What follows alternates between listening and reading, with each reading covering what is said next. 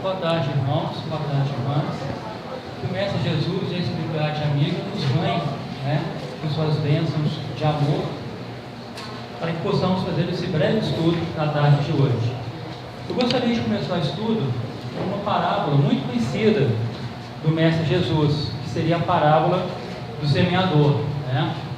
Então ela diz o seguinte: saiu o semeador a semear sua semente, e ao semear, uma parte caiu à beira do caminho e foi pisoteada, as aves do céu a comeram. Outra parte caiu sobre a rocha, ao germinar, ressecou-se por não ter umidade.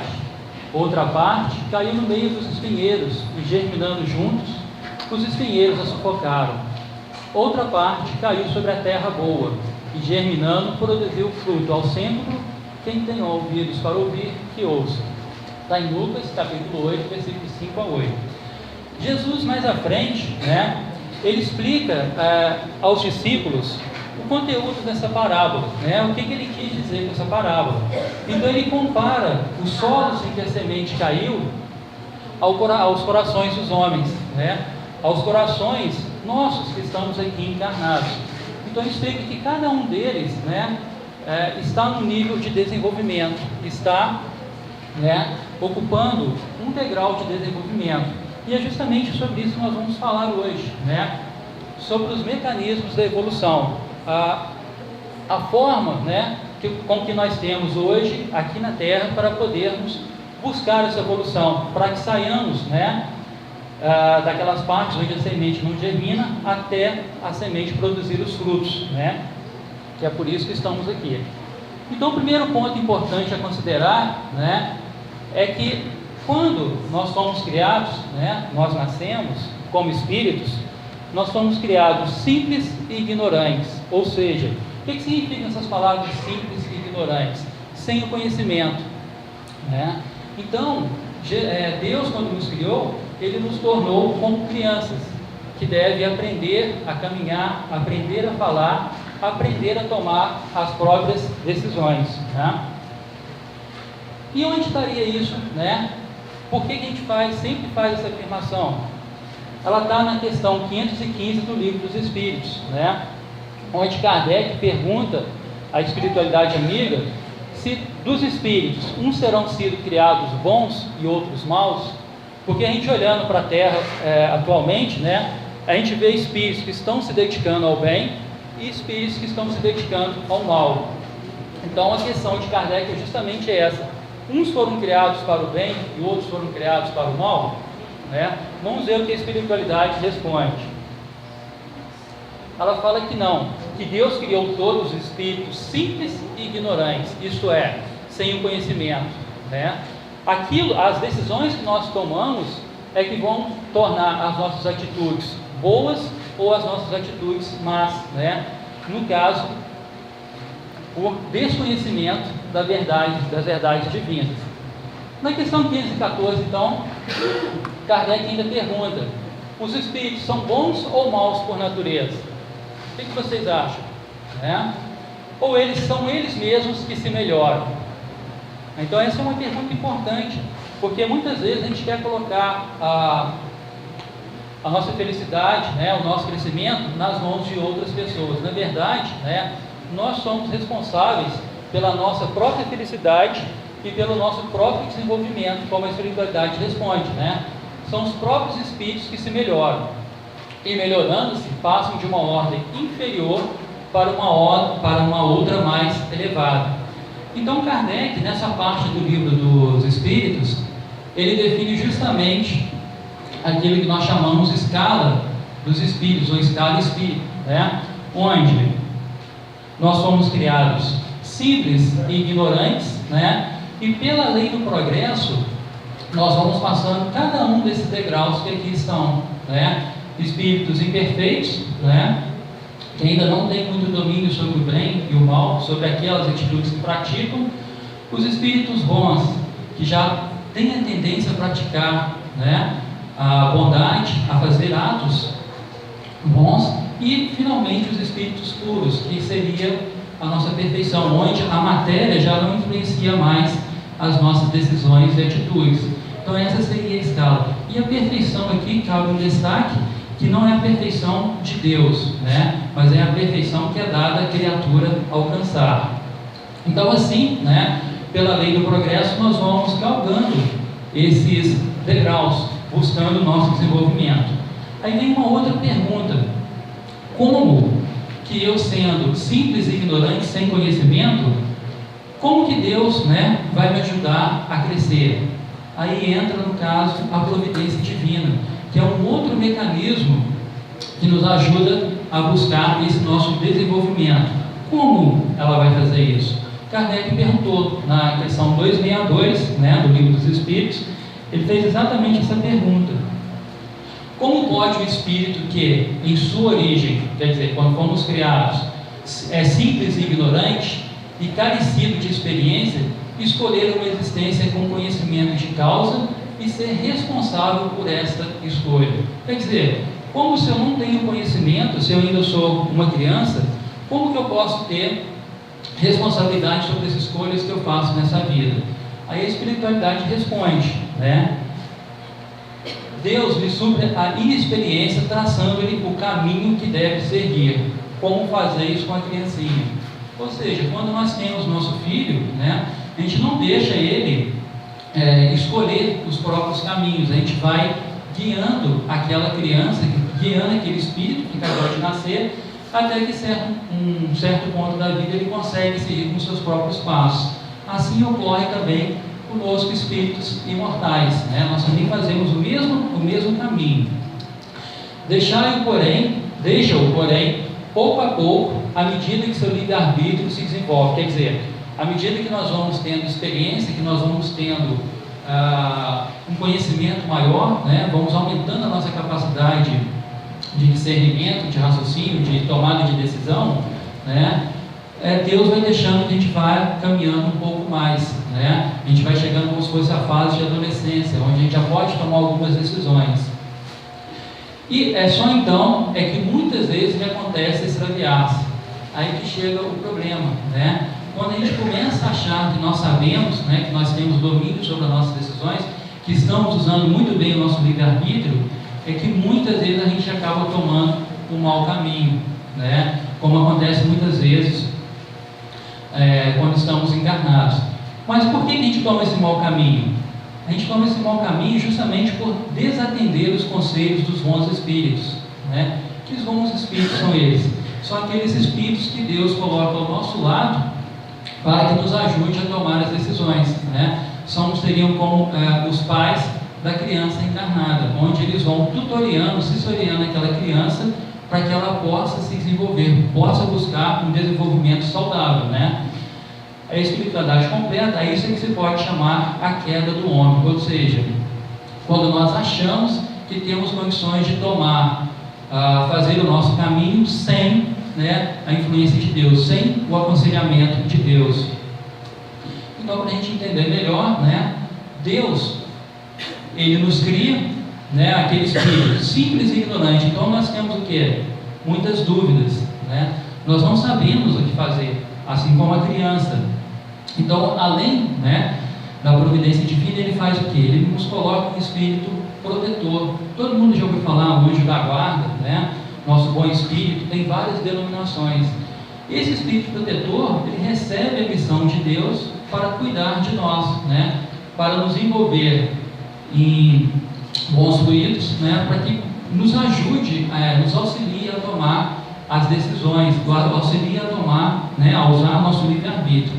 Só que muitas vezes, né, como espíritos rebeldes, nós tomamos certas decisões ou nos fechamos em nós mesmos, no nosso egoísmo, no nosso orgulho, e rechaçamos aquela ajuda do espírito protetor. Ou seja, nós recebemos o conselho, recebemos as instruções e nós falamos: não, eu não quero saber disso agora, eu posso fazer o meu próprio caminho, eu sei o que eu estou fazendo. E muitas vezes, nesse eu sei o que eu estou fazendo, né, nessa tomada de orgulho, nesse egoísmo todo, é que nós vamos para o mau caminho, como se diz. Mas toda experiência perante Deus, ela é válida, né? Tudo é válido para o Espírito. E utilizando justamente o Evangelho de Jesus, né, que Ele nos deixou, é que nós vamos conseguir tirar essa proteção, esse egoísmo, né, e passar a aceitar as orientações, tanto de Deus quanto dos Espíritos protetores, e assim poder seguir, avançar mais rápido naquela escala espírita, né? E como nós vamos fazer isso? A maioria da nossa vida, quando a gente está encarnado e desencarnado, é feita de tomada de decisões.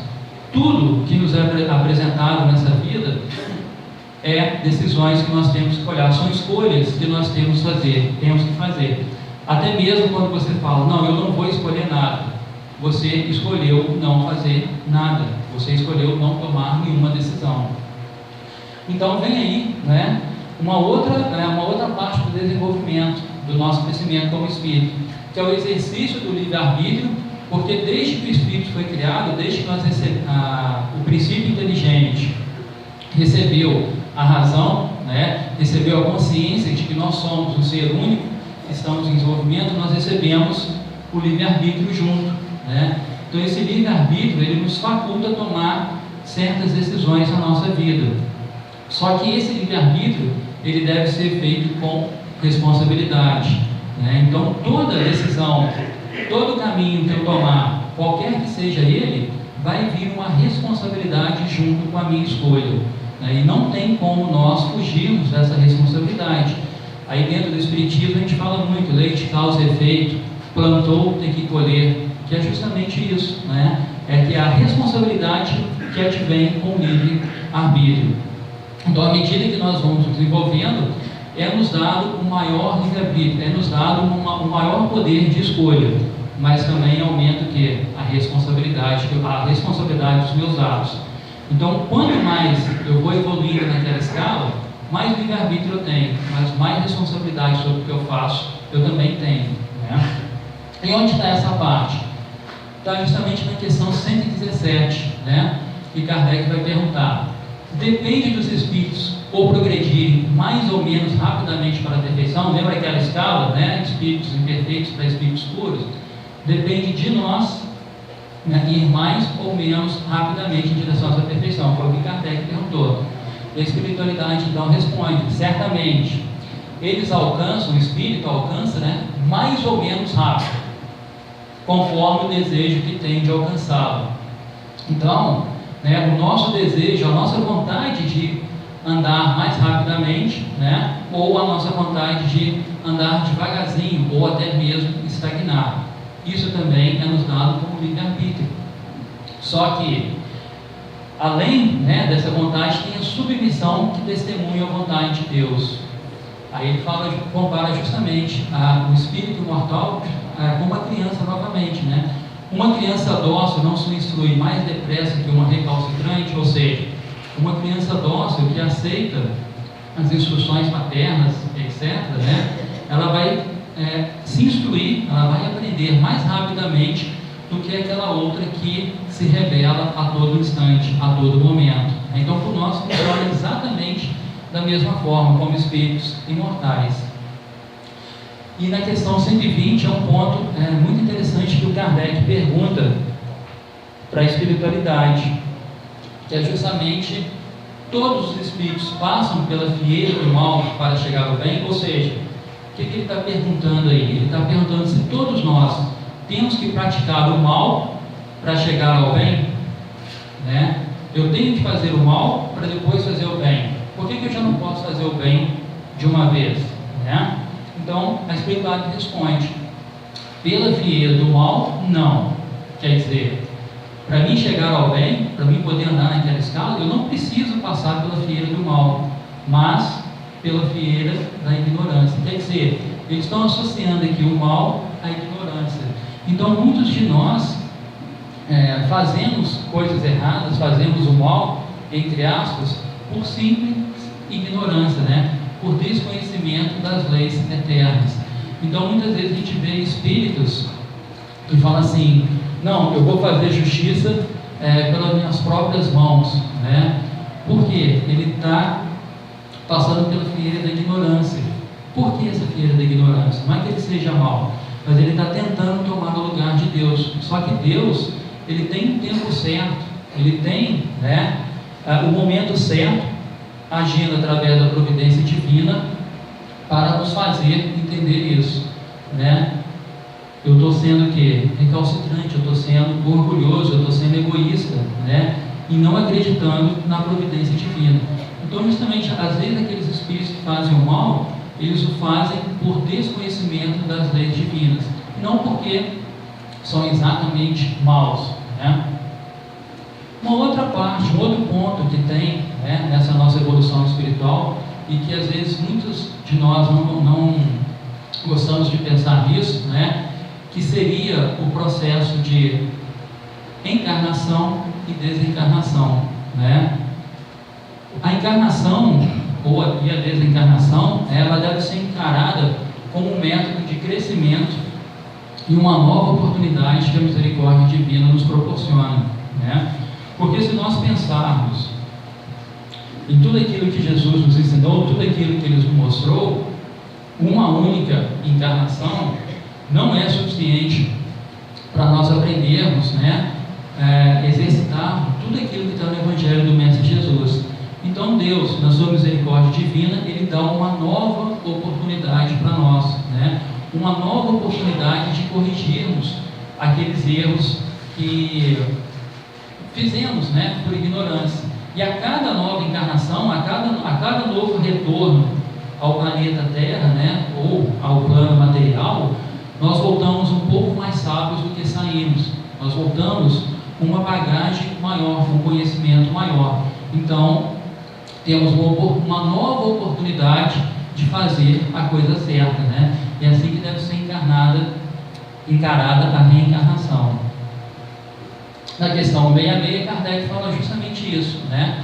Como pode a alma que não alcançou a perfeição durante a vida corpórea, considerando que seja uma só, acabar de depurar-se? Quer dizer, nós sabemos que nós não alcançamos, quando a gente pega o Evangelho e vai ler aquela passagem sobre o homem de bem, né? Nós sabemos que não atingimos, né, tudo que está ali sobre o homem de bem.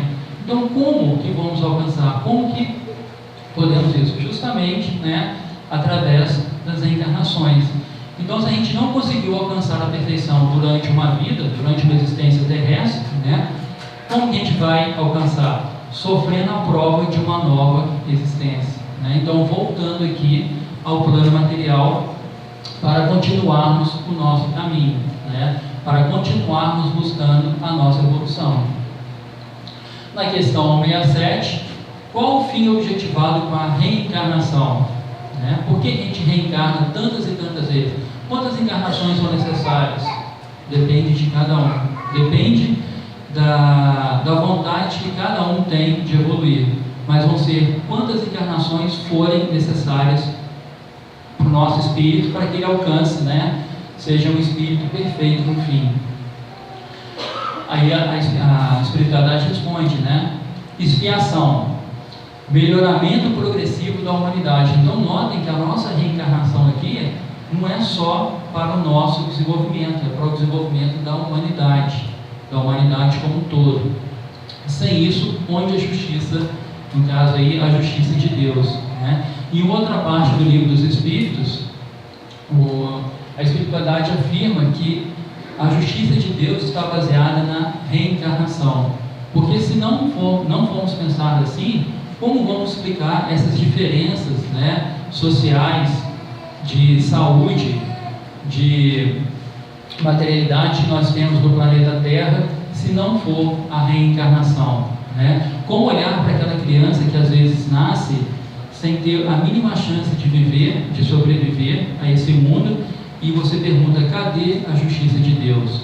Ela está justamente na reencarnação. Se aquela criança, se aquele ser, aquele espírito imortal está passando por isso, é porque ele tem necessidade de passar por essa prova, por essa expiação, para que possa acontecer o quê?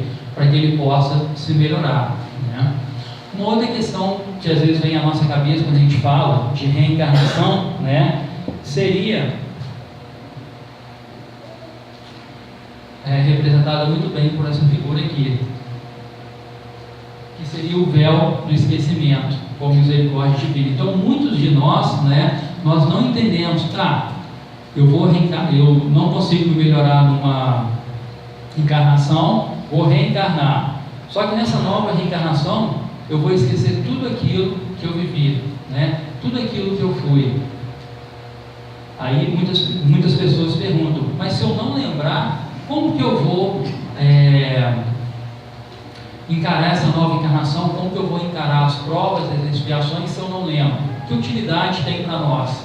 Não é? Eu já vi muitas pessoas, quando tem contato inicialmente com a doutrina espírita, e mesmo aqueles que já estão na doutrina espírita, ainda não aceitam muito bem o véu do esquecimento, não aceitam muito bem que nós esqueçamos aquilo que nós fizemos. Mas Kardec também fez essa pergunta, né, e ela também está no Livro dos Espíritos, a questão 392.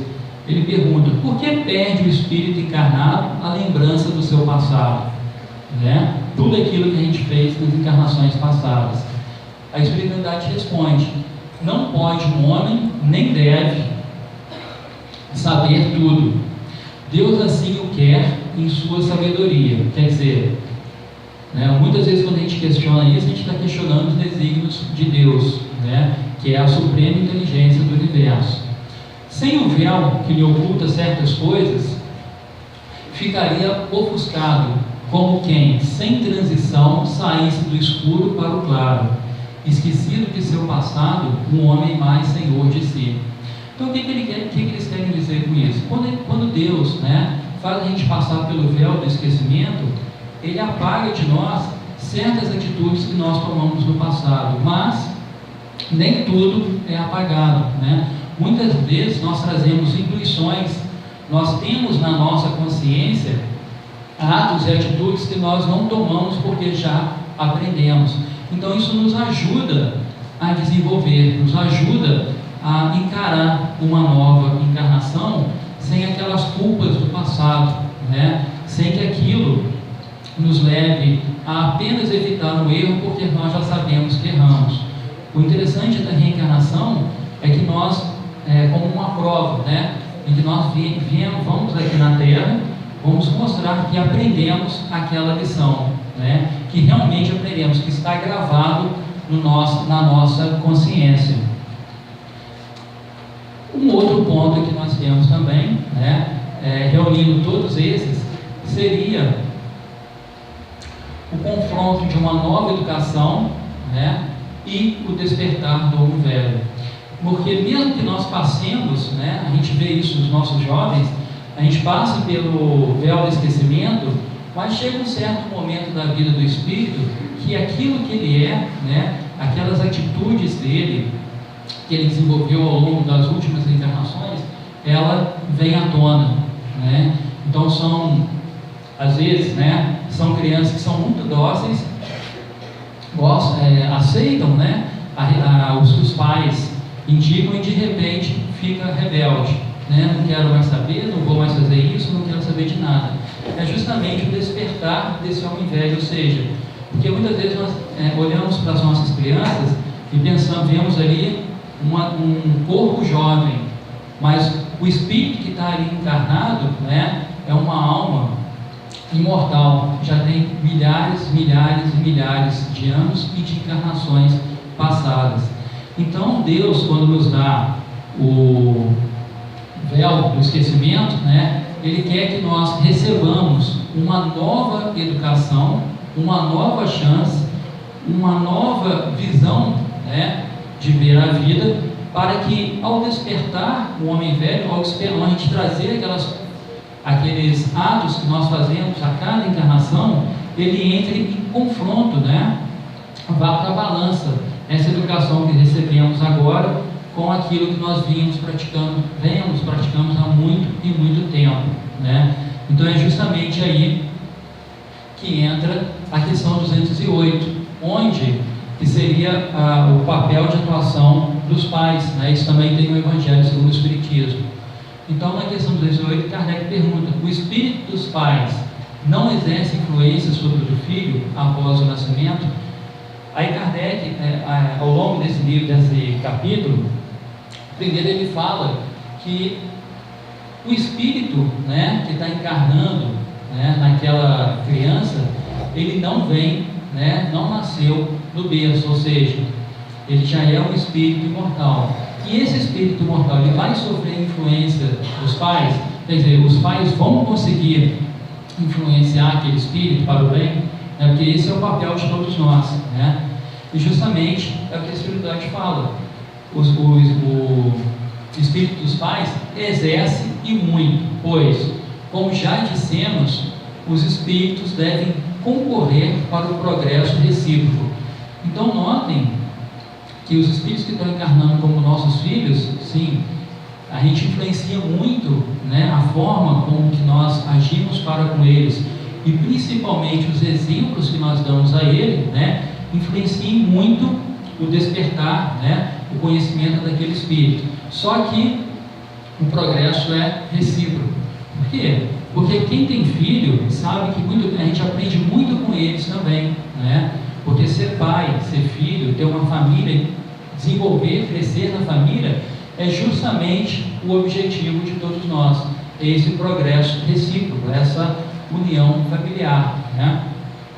Continuando, pois bem, o espírito dos pais tem a missão de desenvolver dos filhos pela educação, né? Essa educação que ele está recebendo nessa encarnação, né, após passar pelo véu do esquecimento, é que vai ser importante para ele quando aquela torrente, né, de ações do passado vier para aquele espírito. Então ele vai pesar o que ele vem fazendo até agora com essa nova educação que ele recebeu, né, com essa nova dedicação, com esse amor que ele recebeu, né, com essas novas instruções. E isso para ele, né, para os pais, é uma tarefa. Então, ou seja, a tarefa dos pais na encarnação, né, dos nossos filhos, né, ao cuidar da encarnação dos nossos filhos, é justamente fornecer a educação necessária, o carinho, o amor, para que nós, né, se falharmos nessa educação, nós poderemos ser culpados. Mas tem uma parte no Evangelho segundo o Espiritismo que ele nos diz que o papel dos pais é justamente cuidar da educação do filho. Só que vai chegar um ponto que nossos filhos vão seguir o próprio caminho, né? Vão passar a tomar as próprias decisões. Se a gente fez tudo para aquele espírito, né, e aquele espírito que está como nosso filho falhar, nós temos que fazer também, olhar na nossa consciência e ver se fizemos tudo para ele, né? É uma parte importante que é destacado no Evangelho. Se você fez tudo para ele, é que o espírito ainda não está pronto. Quantas vezes a gente vê isso? Quantas vezes a espiritualidade fala conosco que ainda não chegou o momento daquele espírito, ele ainda não despertou, ele ainda dorme, né? Então foi em vão o trabalho, a educação que eu dei para aquele meu filho, né? Muitas vezes a gente fala para aquele filho ingrato, para aquele filho que me abandonou. Não, né? Isso está gravado na memória dele, isso está gravado no que ele é, no cerne dele, no ser dele, e isso um dia vai despertar, como aquela semente que Jesus falou, né? O semeador, ele saiu a semear, e a semente ora cai em cima da pedra, ora cai junto com os espinheiros, né? Então é justamente essa educação que nós estamos fornecendo para os nossos filhos, para os nossos espíritos e para aqueles companheiros, né, que nos acompanham durante essa caminhada, é justamente a parábola do semeador. A gente está jogando a semente. Chega uma hora que aquele solo, né, o coração daquele espírito vai estar tão preparado que ela vai germinar, né? E notem que na parábola que Jesus contou, Jesus poderia ter colocado ele semeando somente na terra boa. Por que ele vai jogar semente no caminho? Por que ele vai jogar semente junto com os espinheiros? Poderia colocar direto na terra boa, mas não, né? É justamente isso que Jesus está nos mostrando, Ele está nos falando, que você coloca, vai distribuindo essa semente sem olhar a quem, né? Vai distribuindo essa semente para aqueles espíritos que nos acompanham nessa caminhada. Tem aqueles espíritos que ela não vai germinar, tem aqueles espíritos que ela vai germinar, mas logo quando vier os problemas, ela vai morrer, aquela plantinha, né?